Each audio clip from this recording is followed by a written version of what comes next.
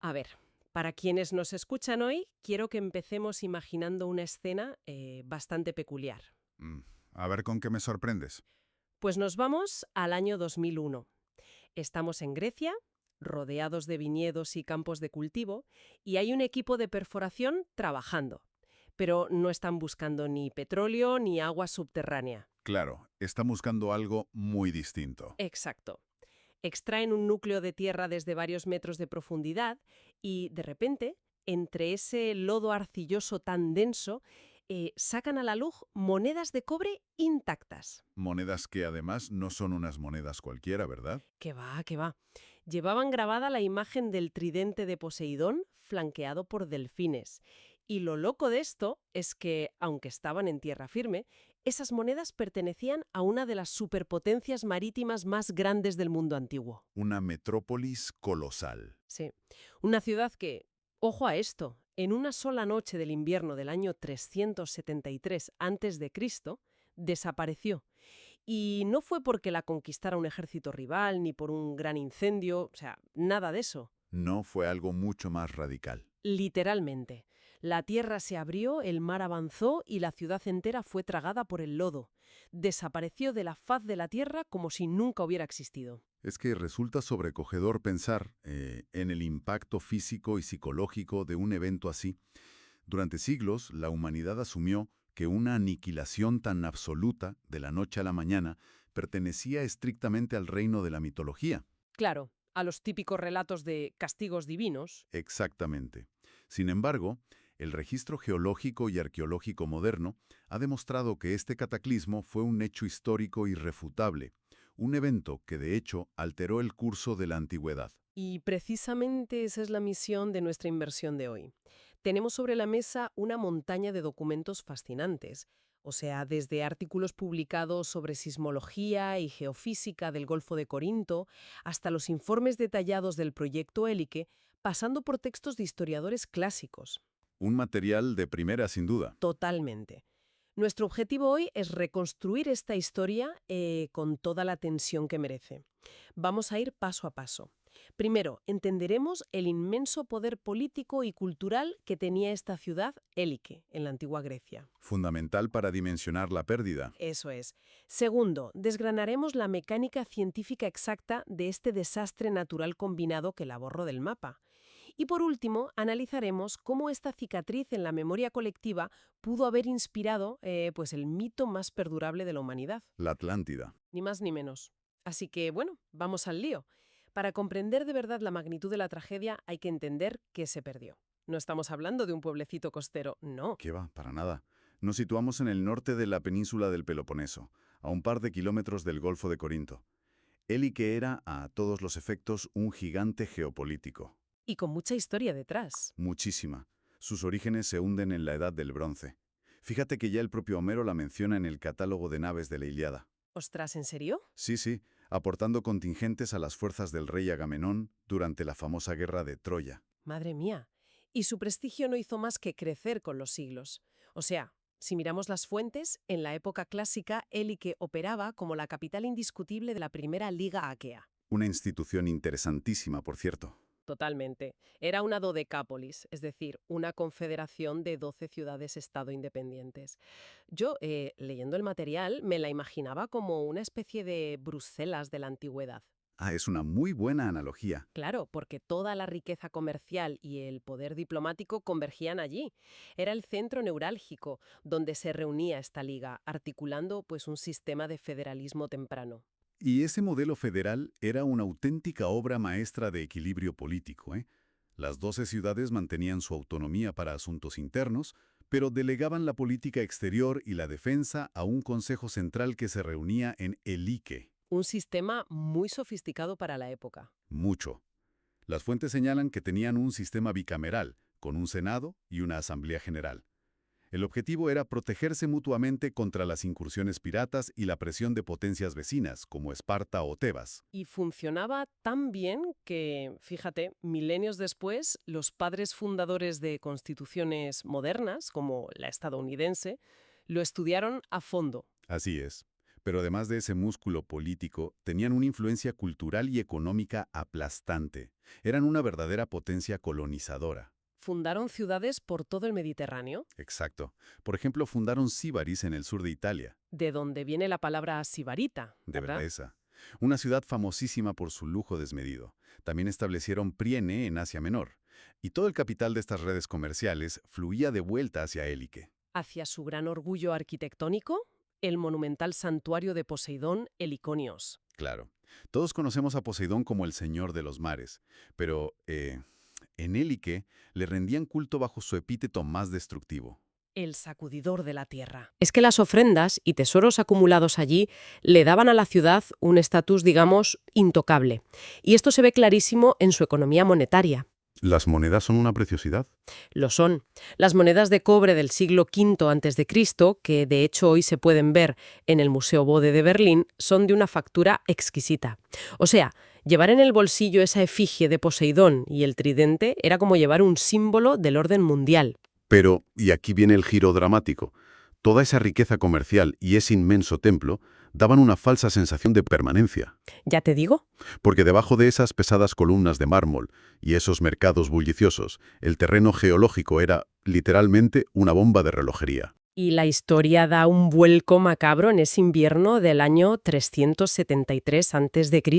Un momento que además geopolíticamente era muy tenso. Faltaban un par de años para la crucial batalla de Leuctra. La desaparición de la capital aquea desestabilizó por completo el tablero político de Grecia. Totalmente. Pero entrando en cómo ocurrió el desastre, hay una cosa en las fuentes que me voló la cabeza. Lo de los animales, ¿a que sí? Sí, sí, sí. A ver, yo leo esto en los historiadores clásicos y mi primer instinto es pensar, vale, esto es el típico adorno griego a posteriori para decir, los dioses nos avisaron y fuimos ciegos. Es la reacción natural, claro. O sea, el historiador romano Claudio Eliano describe que 5 días antes hubo una migración masiva, una marea de ratones, serpientes, ciempiés y comadrejas que abandonó la ciudad huyendo hacia las montañas. Y los ciudadanos viéndolo perplejos. Claro, sin saber qué significaba. Pero luego cruzas esto con los artículos modernos de sismología que tenemos en el material y resulta que tiene base empírica real, ¿no es un mito? Es fascinante. La sismología contemporánea estudia precisamente estas anomalías en el comportamiento animal. Los animales que viven en madrigueras o en contacto directo con el suelo son hipersensibles. Notan cosas que nosotros ni de broma. Exacto. Días antes de que se rompa una falla tectónica, la presión que se acumula en la corteza terrestre provoca microfracturas en la roca subterránea. Ya. Y estas roturas microscópicas alteran la presión de los acuíferos y liberan gases que estaban atrapados en el subsuelo, como el gas radón. O sea que el entorno se estaba volviendo tóxico para ellos. Eso es. Los animales reaccionaban a eso y a las vibraciones de alta frecuencia. Literalmente estaban evacuando la zona cero, porque Helike estaba construida sobre el cañón de una pistola geológica. La falla de Helike, que atraviesa toda esa llanura costera. Sí. Los estudios paleosismológicos estiman que el sismo principal alcanzó una magnitud de entre 6.0 y 6.7 en la escala de Richter. ¡Madre mía! Un terremoto así en plena noche de invierno es una sentencia de muerte. O sea, las casas clásicas tenían muros de piedra pesada, pero techos de adobe y madera. Colapsan hacia adentro y atrapan a la gente mientras duerme, sí. Pero claro, un terremoto normal te deja ruinas, escombros, gente buscando entre los cascotes. El misterio de Helike es que no quedó nada. La ciudad entera desapareció bajo el nivel del suelo. Y la explicación de esto es geológica. La ciudad no estaba sobre roca madre firme. No, estaba sobre un inmenso delta fluvial. Capas y capas de tierra arenosa, limos, arcillas. Y todo completamente saturado de agua subterránea. Que es el escenario perfecto para un proceso devastador llamado licuefacción. Esto me parece alucinante. A ver si lo explico bien con una analogía. A ver, adelante. Imaginemos que tenemos un cubo grande, ¿vale? Lleno de arena de playa muy, muy húmeda. Si tú pisas encima, la arena está firme, te sostiene. Claro, por la fricción entre los granos. Exacto. Pero si empezamos a golpear el cubo por los lados, muy rápido y muy fuerte, ¿qué sería el terremoto? Esa vibración exprime el agua hacia arriba. Y el agua a alta presión separa físicamente los granos de arena. Eso es. Pierden la fricción y de repente esa arena que era sólida se convierte en un líquido viscoso, en una especie de sopa geológica. Y todo lo que hay encima se hunde por su propio peso. Es un símil perfecto. El terreno de Élike sufrió una subsidencia masiva, un colapso estructural brutal.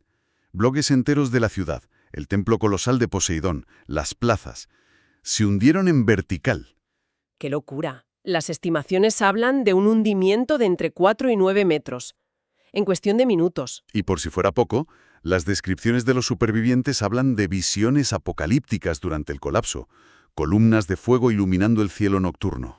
Que en la mentalidad antigua es claramente la ira de los dioses, fuego en el cielo mientras la tierra te traga. Pero la ciencia tiene una explicación para esto también, las llamadas luces de terremoto. Ah, sí, el efecto piezoeléctrico. Exacto. Cuando inmensos bloques de roca, ricos en cuarzo, friccionan bajo tanta tensión, se rompen los enlaces químicos. Se liberan cargas eléctricas que viajan a la superficie y se ionizan en la atmósfera. Creando esos destellos como si fueran auroras boreales efímeras. ¡Qué imagen tan terrorífica! Y el horror no terminó ahí. Al amanecer, se cobró su último tributo. Claro, porque al hundirse la costa, el Golfo de Corinto se precipitó sobre el vacío. Un tsunami local barrió la llanura hundida. El historiador Diodoro Sículo recoge unos relatos espeluznantes. La gente que logró salir de los escombros en la oscuridad, atrapada en ese lodazal, vio al salir el sol como una pared de agua salada venía hacia ellos. Para sellar su destino definitivamente. Fíjate que la Liga Aquea envió a 2000 hombres a la mañana siguiente para intentar rescatar a alguien. Y no encontraron nada. Se toparon con un mar interior estancado. No pudieron recuperar ni un solo cuerpo, ni un solo tesoro del santuario. Porque la zona no quedó engulida por el mar abierto, ¿eh? Se formó una laguna profunda de agua salobre separada del golfo por barreras de arena, lo que los griegos llamaban poros. Y así, la capital diplomática se convirtió en una especie de atracción turística macabra. O sea, las anécdotas de los siglos posteriores ponen los pelos de punta. Es que es de película. Totalmente. Eratóstenes visitó la zona y contó que los barqueros locales daban tours sobre las ruinas sumergidas y se quejaban de que sus redes de pesca se enganchaban en una estatua de bronce de Poseidón gigante. Una estatua que seguía erguida bajo el agua, con el tridente en la mano. Y cientos de años después, Pausanias relata que aún se veían las copas de los inmensos árboles del bosque sagrado asomando bajo la superficie de la laguna. Claro, tener eso ahí constantemente a la vista. Psicológicamente obligaba a buscar una justificación moral. No podía ser un simple accidente geológico. Tenía que haber una culpa, y la narrativa se construyó en torno a la arrogancia, la hubris. La ironía era de manual para los escritores. La ciudad de Poseidón destruida por un terremoto y el mar. Las fuentes dicen que los de Hélike se habían negado a dar una copia de la estatua o los planos del templo a unos delegados jonios. Y no solo eso, que los habían asesinado en el mismo altar. Un acto de impiedad absoluto. Y aquí llegamos al punto clave. Esa mezcla de riqueza, poder marítimo, arrogancia y destrucción repentina bajo el agua en un solo día y noche es idéntica a otra historia famosísima. A la de la Atlántida, claro. Es que fíjate en las fechas. Cuando ocurre lo de Hélike, en el 373 a.C., Platón tenía unos 53 o 54 años. Estaba en plena madurez en Atenas, a tiro de piedra de Hélike. Sintió el impacto social de la noticia en tiempo real.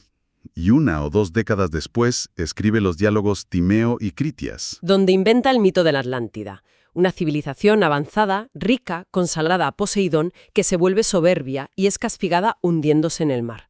Las similitudes son innegables. Sé que hay mucho debate con lo de la erupción de Tera y los minoicos, pero el colapso minoico fue gradual y muy lejano en el tiempo para Platón. En cambio, esto fue un evento contemporáneo y traumático. La topografía, laguna costera, el castigo de Poseidón. Es que Hélike es el candidato histórico más sólido.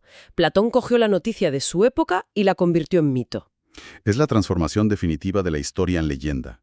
Y si la cosa acabara aquí, ya sería fascinante. Pero no. Pero no, porque la arqueología del siglo XX nos trae un enigma aún mayor. Si los romanos paseaban en barca por encima de la ciudad, ¿por qué desapareció su ubicación durante milenios? Es verdad. A mediados del siglo XX nadie tenía ni idea de dónde estaba Hélike. Recuerdo leer sobre Espiridón marinatos, este gigante de la arqueología griega, que se pasó décadas pasando el sonar por el fondo del Golfo de Corinto.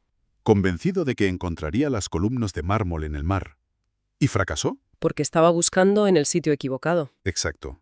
Marinatos fracasó porque la misma dinámica geomorfológica que destruyó la ciudad la enterró. El paisaje cambia. Durante 2000 años, los ríos cercanos depositaron millones de toneladas de sedimentos en esa llanura. Claro, la laguna interior, ese poros, se fue llenando de lodo poco a poco. Se colmató. Y a eso súmale el levantamiento tectónico de la zona. El suelo se eleva lentamente. Así que la laguna se llenó de barro, el terreno subió y el agua se secó. Para la Edad Media, Gélique ya no estaba bajo el agua. Estaba enterrada bajo metros de tierra agrícola. Los granjeros plantaban sus viñedos literalmente encima de una superpotencia hundida. Y el gran giro llega en 1988 con el proyecto Gélique, liderado por Dora Katsonopoulou y Steven Soter. Ellos fueron los que cambiaron la perspectiva, ¿no? Eso es. Dejaron de mirar al mar y plantearon la hipótesis de la laguna desecada. Empezaron a perforar la llanura extrayendo cilindros de tierra.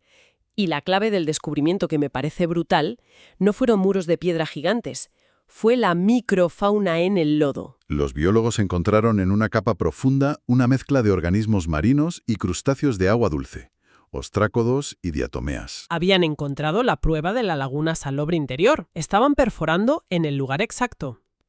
Y vaya si lo estaban. A principios de los 2000 empezaron a excavar a lo grande. Y bajo ese lodo espeso que había actuado como un sello sin oxígeno, Encontraron la Pompeya de Grecia. Calles, cerámicas, semillas, monedas de Poseidón y muros colapsados del 373 a.C.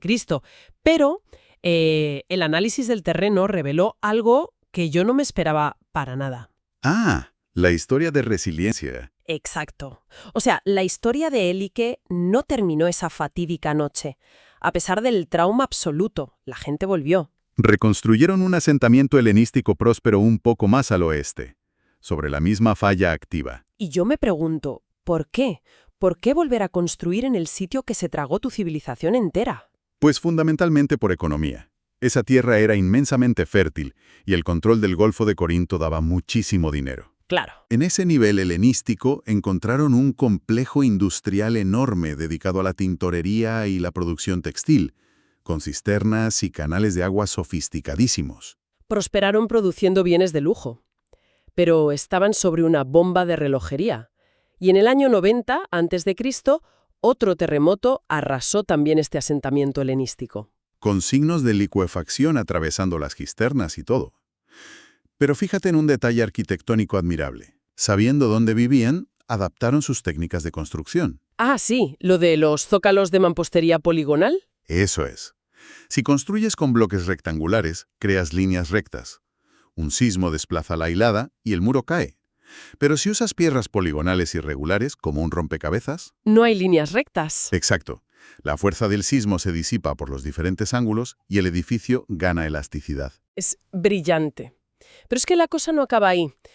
Debajo de los restos del 373 y de la zona industrial, encontraron otra ciudad de la Edad del Bronce antiguo, Del 2500 a.C., más o menos. que también había sido destruida por un terremoto y hundida en una laguna.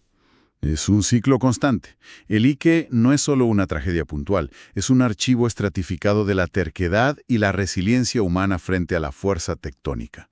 Es que es imposible no pensar en nuestras ciudades actuales al ver esto. Gran parte de las metrópolis modernas están sobre fallas o en costas vulnerables a licuefacción y tsunamis. Desde California hasta Asia. Sin duda. Y la historia de Élike nos deja una reflexión muy potente. La naturaleza tiene el poder de borrar siglos de civilización en minutos, reduciendo una superpotencia a un mito. Pero al mismo tiempo, esa voluntad humana de reconstruir, adaptarse y recuperar la tierra perdida es imparable. Totalmente. Desde esos muros poligonales antiguos hasta nuestros cimientos antisísmicos modernos.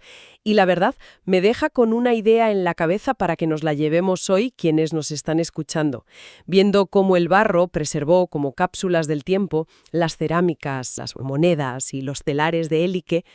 ¿Qué aprenderán los arqueólogos del futuro sobre nuestra propia resiliencia cuando examinen los estratos de nuestras megaciudades actuales? Seguro que ven esa misma voluntad obstinada de seguir adelante, tras el desastre.